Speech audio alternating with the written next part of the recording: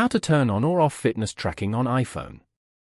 To get started, first of all go ahead and open up the Settings application on your phone.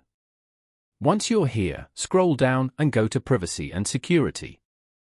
On the Privacy and Security page, scroll down and go to Motion and Fitness.